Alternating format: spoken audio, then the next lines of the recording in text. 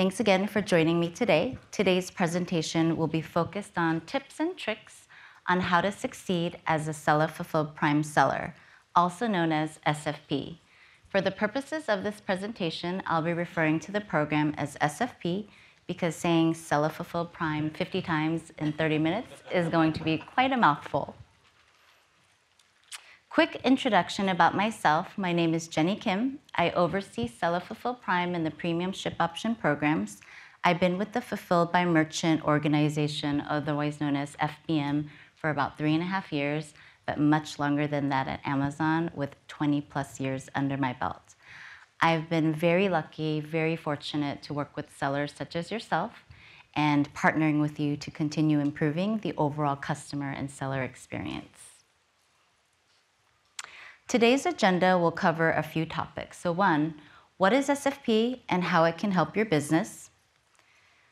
Eligibility and performance metrics. Choosing the right types of products to sell in SFP. Streamlining warehouse operations and optimizing your fulfillment settings.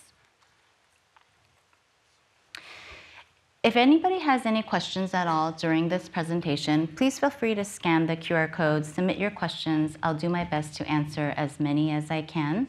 So I'll just give you a couple seconds there to scan the QR code.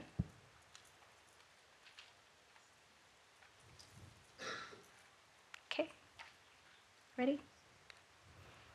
All right. So what is SFP? SFP allows enrolled sellers to receive Prime branding on their eligible offers. I'm sure most of you are Prime members or you know somebody who is.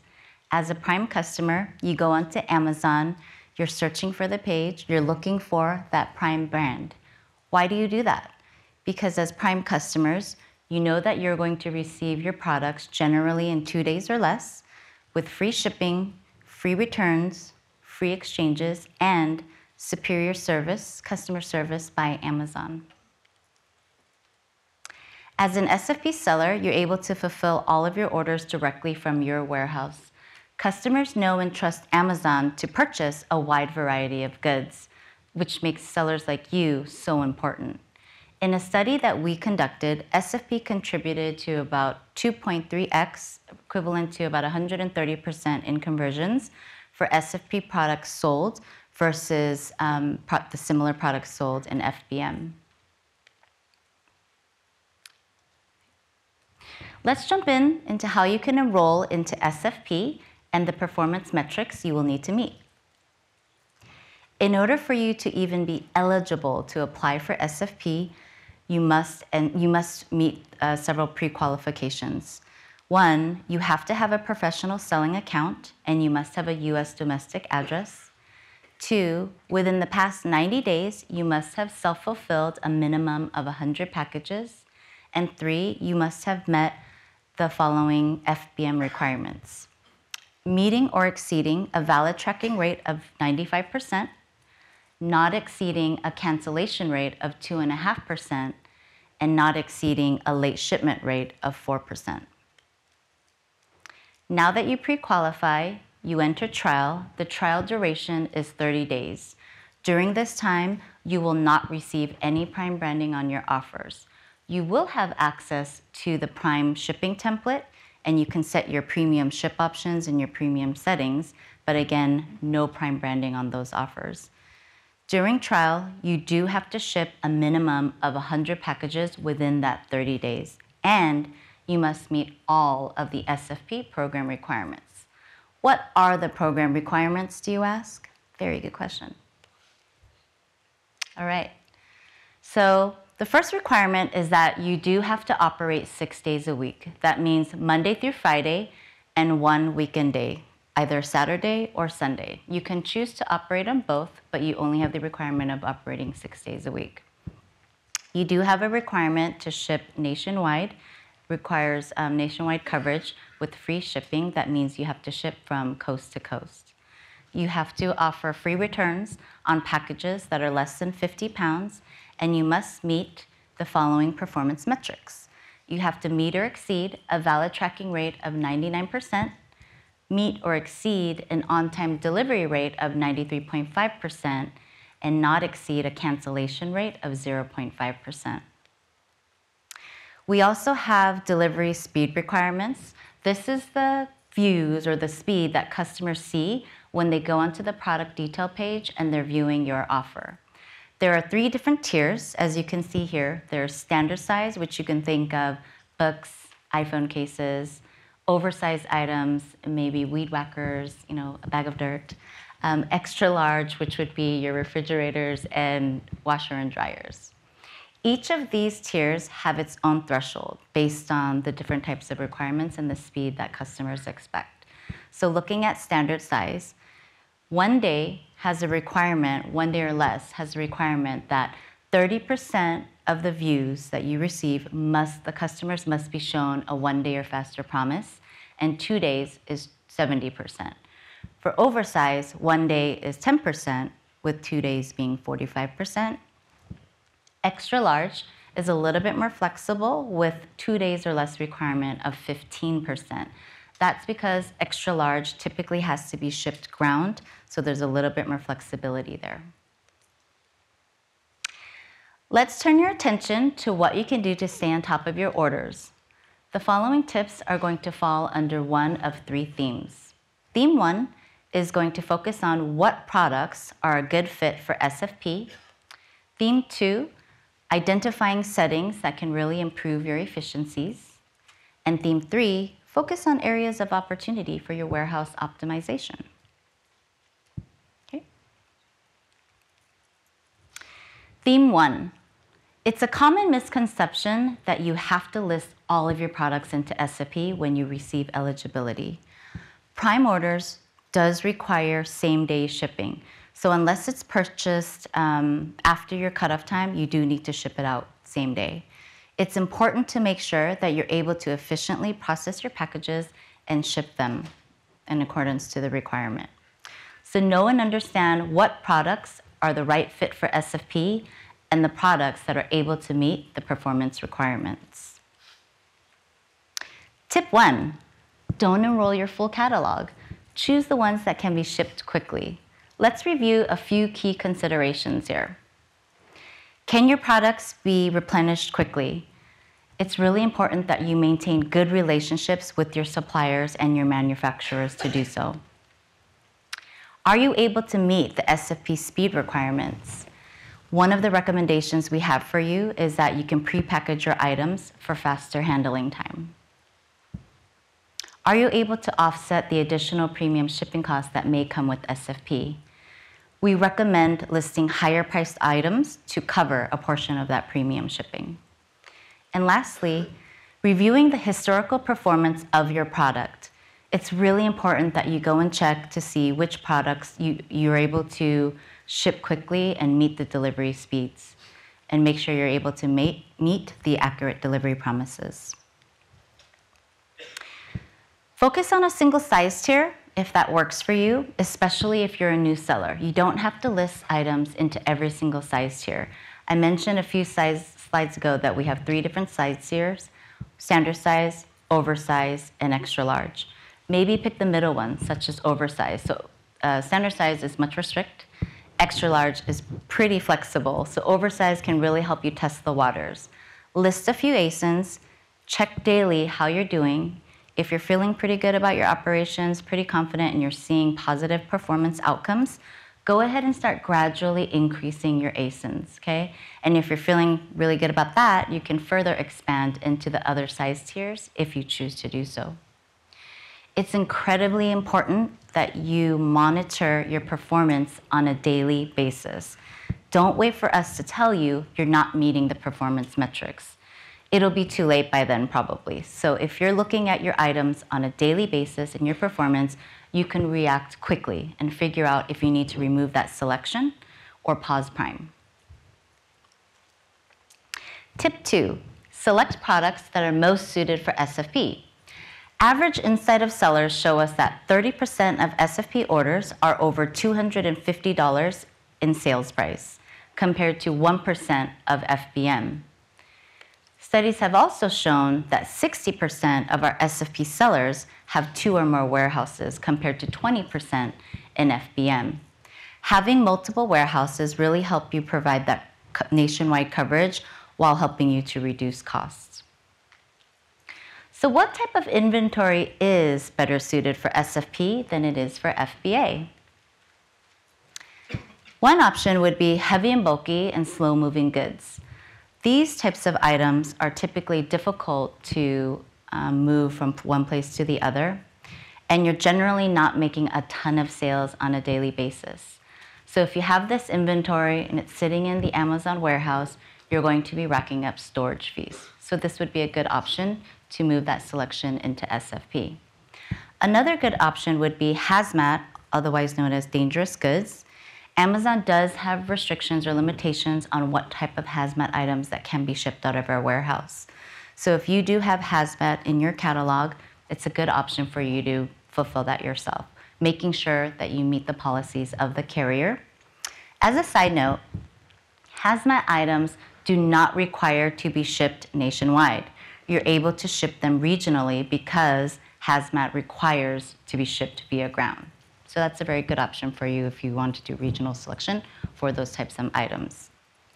Another option is customizable products. This one is a little bit tricky because, as you know, with customizable products, you have to customize it, right? So you don't know in advance when a customer orders something or you're shipping your products into FBA what type of customization you need.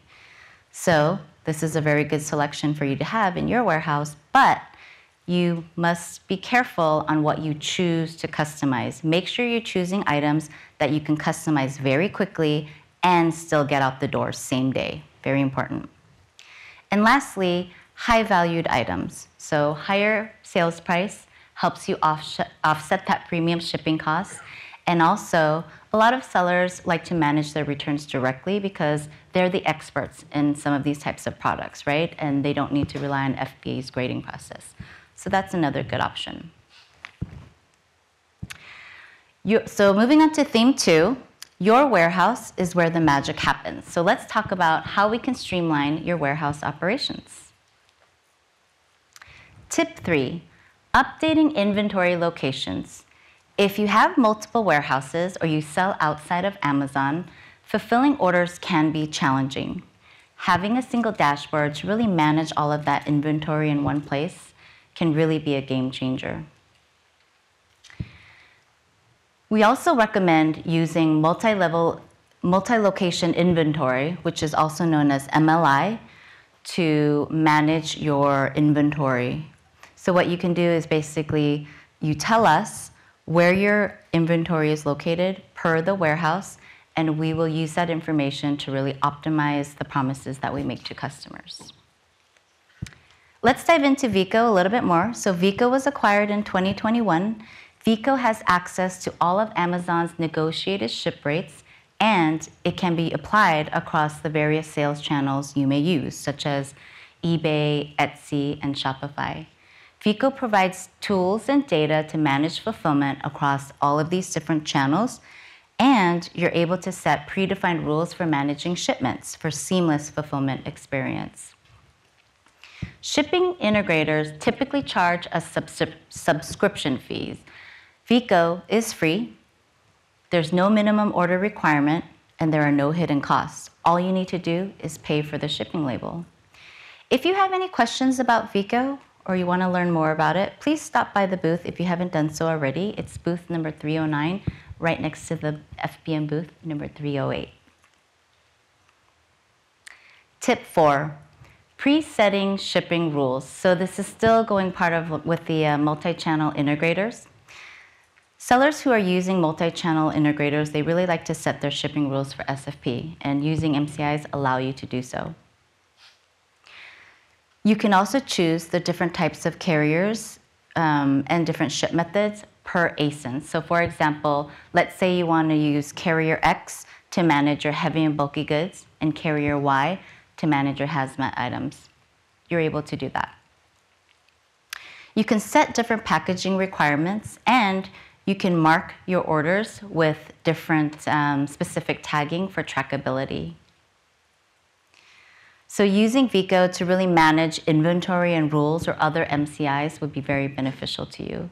And lastly, You're able to differentiate your SFP orders from your FBM orders.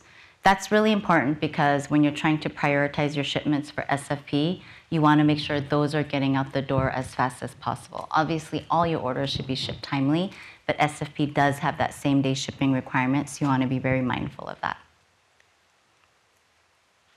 Tip 5, optimizing your warehouse operations. Due to that nationwide requirement, having multiple warehouses is very beneficial to you. I mentioned earlier that 60% of our sellers have 2 or more warehouses. If you have a single warehouse, expect that you might be relying more heavily on overnight air shipping than you normally would. And it's more difficult to meet speed requirements using ground shipping. Of course, also, it increases your premium shipping costs. Make sure that you staff and train your warehouse personnel appropriately to manage all of these prime type of orders that need to go out the door as quickly as possible. And again, if you're able to separate prime from standard, so very similar to MCIs, you can sort based on your prime orders or priority orders versus your FBM orders. When you're monitoring for your performance metrics and you see that your shipments were late, make sure that you go and figure out what's causing it. Is it something in your warehouse that you can improve on? Is there some optimization or efficiencies that you can do? Okay. There are also scenarios where sometimes carriers can come pick up earlier than your negotiated time or your contract time or your SLA time. So for example, let's say you have an order cutoff time of 3 p.m. Your carrier is supposed to come at 3:30, but they come at 2 o'clock. It's very early. What happens? You told us that you have a set order cutoff time. We're going to assume you're able to fulfill that and ship that out same day up until your order cutoff time. Your carrier came, picked up the packages, and left. Now what are you going to do with those packages? You're not going to be able to likely ship it until the next day. So if you see things like this happening, you need to make sure you have that open communication with your carriers and that they are meeting the agreed upon time where they're supposed to come pick it up. Okay. Check inventory for low stock regularly, and if you have multiple warehouses, make sure that you're reviewing inventory placement across the different warehouses. Ensure that you have processes in place to manage for surges. So surges are going to be unexpected volume, order volume increase, perhaps around seasonal holiday, Prime Day, Prime Big Day deals. You want to make sure that your operations can manage this. One way to do so is using the daily order handling limits or order handling capacity. What you can do is set the max number of prime orders you want to receive in a given day. So I'm going to give you an example. Let's say your operations are really staffed to manage about 2,000 prime orders in a given day. All of a sudden, for whatever reason, you receive 6,000 orders. Are you going to be able to process that? That can be pretty tricky for sellers to do, especially if they're not staffed appropriately. So use that order handling time to set the max cap, and it helps protect the customer experience as well as protecting you and your SFP eligibility. If you're able to pre-package your items, it'll allow you to get those packages out the door faster. Monitor for weather changes that may impact your operations. So if you have a warehouse that's located on the East Coast and it's winter and you typically get a lot of blizzards and storms over there, keep an eye out for weather issues. You may need to remove that warehouse from operations or from prime order operations specifically, because you want to make sure you're not negatively impacting the customer experience, because customers are still expecting to get their packages on time, especially if they're located on the West Coast and there are no weather issues over there. Ensure that your suppliers are up to date on all of your stock requirements, and worst case scenario, if something happens that you weren't expecting, you saw a dramatic dip in performance, maybe you went on vacation, any of those issues, you can actually pause Prime so that you no longer receive Prime orders. I know that this is probably hard for some sellers who are already listed in SFP because it'll impact potentially your sales. But by pausing Prime, you're really protecting the customer experience and you're protecting yourself from potentially being removed from SFP eligibility. Moving on to tip 6, tracking your SFP performance. We have an SFP dashboard where it shows you all of your performance metrics in one place. There's different ways you can navigate to this. One common way that our sellers do navigate is they go to the inventory page and they go to the Manage Seller Fulfilled Products page. From there, you have a link that you can access the SFP dashboard. Now, I know this is not terribly intuitive for you sellers sitting here. You have no idea probably what I'm talking about if you've never navigated here. So we're happy to show you. If you stop by our FBM booth, we can go and show you exactly where this is. You can also click on eligibilities. It's an eligibilities link and then directly navigate to the SFP dashboard from there. Once you get to the SFP dashboard, again, it's showing you all of your performance metrics for SFP. Starting from the top, it's going to break out your performance for speed metrics. It's broken out by size tier, so you'll see your standard size, oversize, extra large. On the top right corner, you'll see that you're able to download your speed report. This speed report is broken out by ASINs. When you're viewing your ASINs, you're able to see which ASINs you're doing fantastic on and which ASINs are potentially falling below the metrics or dragging down your performance. It's incredibly important that when you see those specific ASINs that are dragging down your performance, that you go and investigate what might be causing that. It's very possible that you may need to remove that ASIN temporarily until you can improve on whatever it is that's causing that issue. Or you may decide that, you know what, this ASIN isn't a good fit for me and for my operations because I'm consistently missing the bar for this. So you may decide that you're just going to permanently remove it. Once you scroll down from the speed section, you're going to be able to view your post-fulfillment metrics.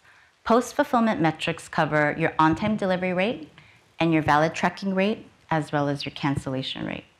As a side note, for cancellation rate, you're never held accountable for buyer-requested cancellations. These are seller-initiated cancellations that are counted towards this metric.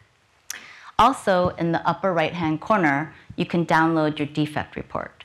The defect report is broken up by orders, and it'll tell you which of the metrics and which of the criteria that you're unable to meet or performing poorly in.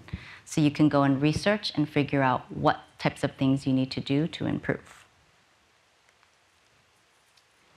Theme 3. So we're going to move into the last pillar on how to ace SFP. What can you do to optimize your fulfillment settings? Tip 7. Focus on reducing costs. We know how important it is for sellers to reduce costs. Explore dynamic pricing, monitor your pricing strategies of competitors, and adjust the prices based on market or season demand. If you're able to, offer bundled products, and if you're able to, offer discounts when customers make multiple purchases. Tip 8. Choose a high-performing carrier. It's very important that you're maintaining good relationships and you're communicating frequently with your carriers. Why? Because if you have any type of hiccup, this is ultimately your responsibility, right? You manage that contract with the carrier. If they're not meeting their SLAs, you should be having constant and frequent communication with them. If you're able to, negotiate later pickup times. So I mentioned earlier that sometimes carriers come too early. If you're able to, negotiate times where they can come even later. What that will allow you to do is actually push your order cutoff time to a later time frame, which means all of the views and all of the purchases that you receive up until that order cutoff time, let's say you adjusted it from 2 p.m. to 4 p.m. and your carrier came and picked it up at 4:30. All of those additional views are going to be a positive impact on your speed metrics. Don't rely on a single carrier to manage all of your fulfillment. I'm sure everybody here has heard that saying, don't put all your eggs into one basket, right? The same applies here.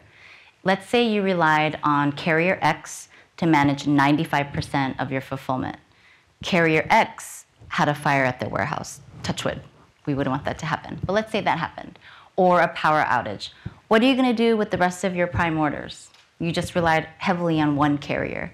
You want to make sure you're able to easily pivot to different carriers so that they can pick up if there's any slack or if you're having any issues with the carrier and you need to get those packages out the door. The most important thing is you're protecting that customer experience as well as your eligibility.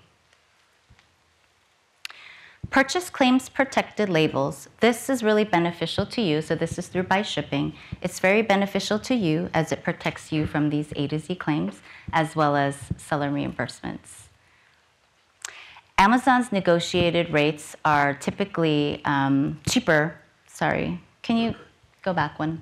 Sorry about that. Okay, so Amazon has all of our negotiated rates, which on average is about 31% cheaper than retail.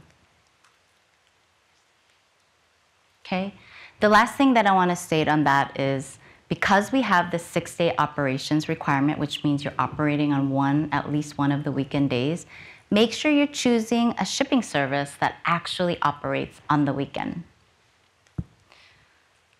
So digging into BuyShipping a little bit further, when you purchase labels via BuyShipping, you're using Amazon's negotiated rate, which I mentioned was on average 31% cheaper than retail rates. BuyShipping helps protect you from customers' claims of they didn't receive the package. You get about 6x more in Amazon paid refunds for A to Z claims and about 1.5x in seller reimbursement claims. BuyShipping also improves your invalid tracking rate by about 85%, and it improves your performance and delivery accuracy by a minimum of 20%. So if you haven't tried BuyShipping, I highly encourage you to try using that.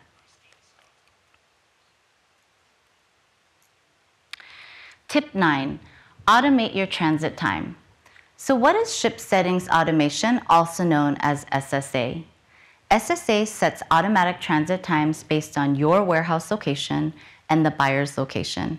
It's very simple to enable. All you need to do is when you create a new shipping template, you go and toggle on ship settings automation, and there you go. There are a few different launches.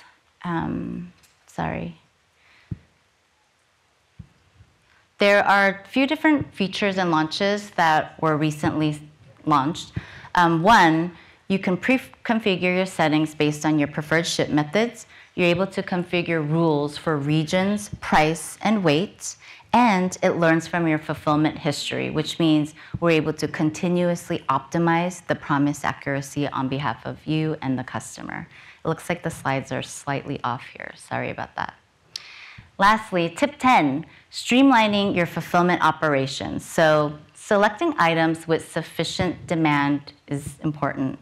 One of the great things about SFP is that you're able to bring unique selection with Prime branding for customers, right?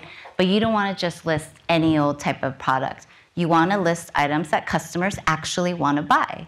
So list the items that really are going to have sufficient demand. As a refresher, setting your order cutoff time to as late as possible. We do have a 2 p.m. minimum order cutoff time requirement, but if you're able to set it later than that, it's really going to help you improve your speed performance metrics because, again, all of the views that you receive up until that cutoff time is going to be counted positively against for your performance metrics. Know and use the available tools that we have available for Prime. So I mentioned a few of them. Order handling time. This is where you're setting the max cap of Prime orders that you want to receive in a given day, right? It'll help protect you against surgers, or I mentioned maybe you guys are going on vacation or maybe your warehouse is operating very lean for a short time period. So go ahead and use that max order handling capacity. You also have Prime enablement or disablement, the Prime toggle feature available to you. Any types of hiccup, any issue that you may foresee or that you're experiencing or any drop of performance, you can go ahead and enable that Prime feature to be turned off, and you will not receive any more Prime orders until you turn it back on. This is something that's fully in your control, so use it. Again, yes, you may get impacted by sales, but it's better than providing a very poor customer experience. Lastly, I'm sure that you've attended the various different sessions that we have, but using the automated tools that we have available to you is so important to help you improve your efficiencies and the accuracy. It takes the guesswork out of a lot of decisions you might need to make. So ship settings automation, multi-location inventory are two great features and tools that you're able to use.